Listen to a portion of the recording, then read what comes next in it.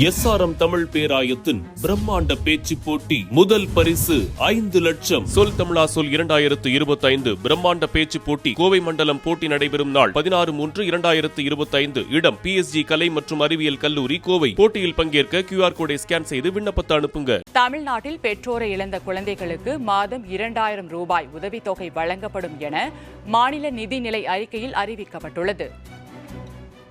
இயற்கையினையும் உள்ளடக்கிய உலக உடன்பிறப்பு நேயத்தை உள்வாங்கி உருவாக்கப்பட்டதுதான் முதலமைச்சரின் தாய் மாணவர் திட்டம். திட்டத்தின் கீழ் தற்போது மிகவும் வறிய நிலையில் வாழ்ந்து கொண்டிருக்கும் ஏழை குடும்பங்களையும் கண்டறிந்து அவர்களின் வாழ்க்கை தரத்தை முன்னேற்ற அரசு முடிவு செய்துள்ளது. ஆதரவற்றோர், தனித்து வாழும் முதியோர், ஒற்றை பெற்றோர் குடும்பங்கள், பெற்றோரை இழந்த குழந்தைகள், மனநலம் குன்றியவர்கள், மாற்றுத்திறனாளிகள், சிறப்பு குறைபாடுடைய குழந்தைகள் உள்ள குடும்பங்கள் போன்ற சமூகத்தின் விளிம்பு நிலையில் வாழும் மக்கள் அனைவரும் இத்திட்டத்தின் கீழ் அடையாளம் காணப்பட்டு அவர்களுக்கு தேவையான அடிப்படை வசதிகள் மட்டுமின்றி அரசு நலத்திட்டங்களில் முன்னுரிமை வழங்கப்படும்.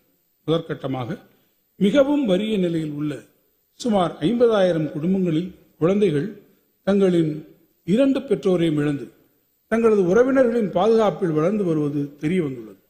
தாயுமானவரின் கரங்கள் இக்குழந்தைகளை அரவணைத்து தொடர்ந்து பாதுகாத்திடும் வகையில் இக்குழந்தைகளின் 18 வயது வரையிலான பள்ளி படிப்பு வரை இடைநிற்றலின்றி அவர்கள் கல்வியை தொடர மாதம் 2000 ரூபாய் உதவித்தொகை வழங்கப்படும்.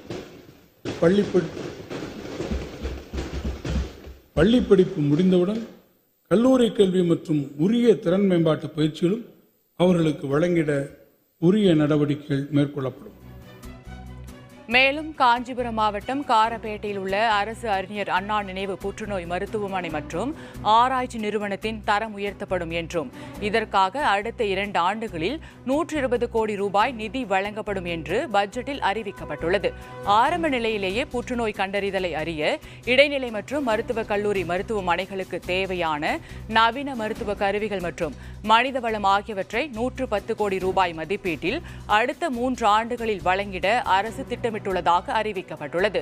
கருப்பை வாய் புற்றுநோய் தடுப்பதற்காக 14 வயதுடைய அனைத்து பெண் குழந்தைகளுக்கும் படிப்படியாக HPV தடுப்பூசி வழங்க 36 கோடி ரூபாய் நிதி ஒதுக்கப்படும் என பட்ஜெட்டில் அறிவிக்கப்பட்டுள்ளது.